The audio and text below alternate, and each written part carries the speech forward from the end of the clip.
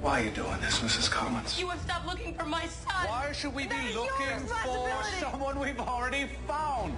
The mayor wants this to go away. You can't do this. No. You are to convey the prisoner to the Los Angeles County General Hospital Psychopathic Ward. By signing this, you certify the police were right in sending you here for observation, and it absolves them of all responsibility. I won't sign that. Orderly! What the hell have you done with Christine Collins? I know my son is out there. I can still feel him.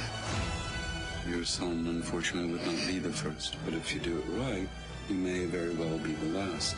Your handling of the Christine Collins case has exposed this department to public ridicule. If the boy you brought back is not Walter Collins, then where the hell is he?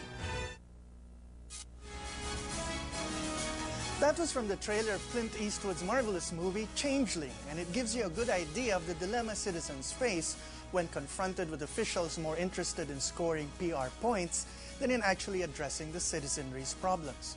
Now, in recent months, we've all seen screaming headlines about the drug menace. I think it's fair to say that the overall trend in public opinion has been an overwhelming sense of frustration and even fear. Everyone wants something done. As with so many things in our country, the problem is achieving a consensus on what ought to be done. But tonight, I thought we should focus on what everyone can do within their own circle of influence, and that is to be alert to the signs of addiction and to step in and save a loved one from destroying their lives. But if an ounce of prevention is better than a pound of cure, we need to look at the cure to addiction too. So it's Rehab Night on The Explainer. I'm Manolo Quezon.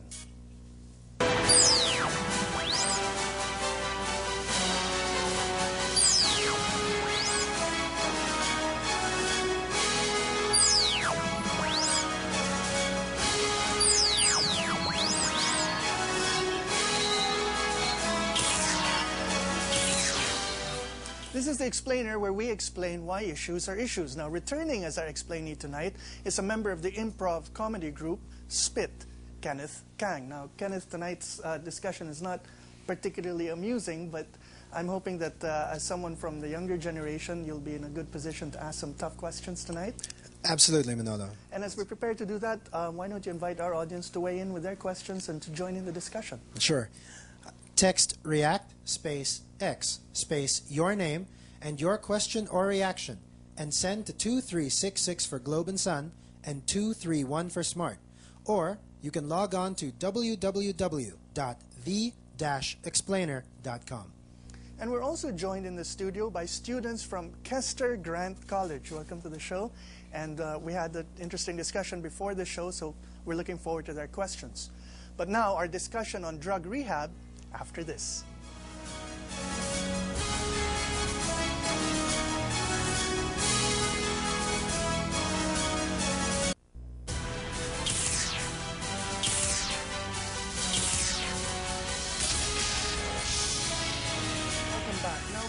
Dispute that there exists an awareness on the part of many citizens that illegal drugs presents a grave threat to society, and that this carries a corresponding desire on the part of many citizens for something to be done, and that law enforcement when it comes to the drug trade means tangling with mad, bad, and dangerous people. Now, these are mad, bad, and dangerous people from all corners of the globe and all parts of our country who earn a living by smuggling and manufacturing illegal drugs and selling them to the poor and to the rich. Along the way, they influence, by bribery and intimidation and even extortion, local and national governments. Now, for background, please visit our blog, www.the-explainer.com, for links to some informative readings. For example, there's Al Jazeera's The Shackles of Shabu. Now, it takes a look at the crystal meth or shabu trade in the Philippines and the prominent role Chinese triads play in the manufacture and distribution of the drug. See also Howie Severino's Blood for Shabu. In it, he tells the story of addicts who sell their blood so as to have money to pay for their addiction. And see also the Philippine Daily Inquirer's report, Ecstasy, Party Pill, while shabu is the drug of choice. Now, recently, Vera Files, an independent investigative journalism blog that should be on every concerned citizen's bookmarks, has reported that as the price of shabu rises, ecstasy use is up, and along the way puts forward chilling official statistics on drug use. Now, the numbers which you'll see on our screen are staggering when you consider our 90 million plus population. Now, 6% who are hooked on shabu alone means 540,000 Filipinos, over 500,000. And in the case of the party drug ecstasy, which was in the papers, that's 18,000 people who are hooked on it. And considering that many of them come from the more affluent sectors of society, that's a pretty high concentration indeed.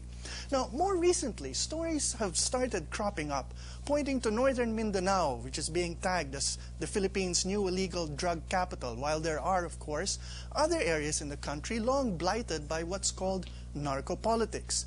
Calabarzon, narcopolitics under watch, is one such headline, for example. Now, indeed, PDEA, our government agency in charge of fighting drugs, says that narcopolitics will be a factor in the 2010 polls. And yet, assuming, as I do, the good, even noble intentions of the young officers in PDEA, this still brings up a need for caution. As the Roman saying goes, who will guard the guardians? This is something the Philippine Daily Inquirer warned about in this editorial. But let's set aside the political and law enforcement aspects of the problem, but rather, let's look at what you might have to do if you suspect a loved one is falling into the clutches of addiction. The long but potentially rewarding road to rehabilitation when we return.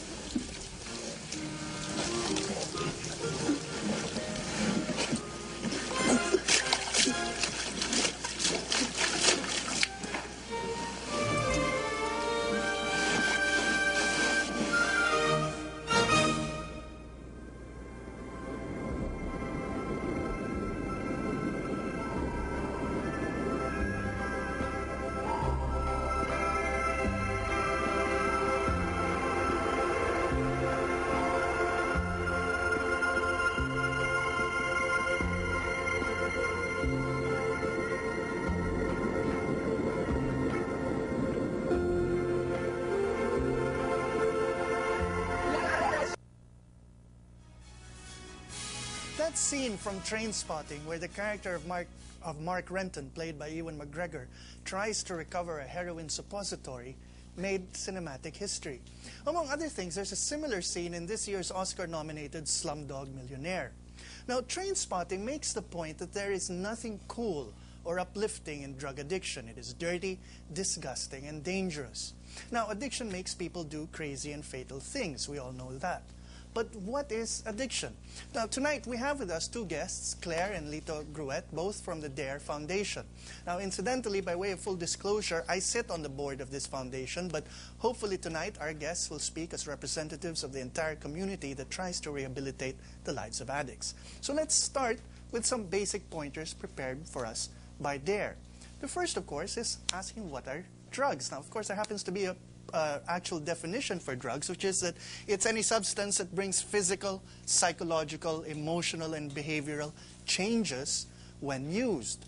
And then, of course, you then need to ask, what is drug abuse? And there are some definitions. Of course, it's the continuous misuse of any substance, licit or illicit. That's why, for example, cough syrup can be just as abused as heroin or methamphetamines that you buy illegally, which results in changes in an individual's physical, mental, or behavioral condition.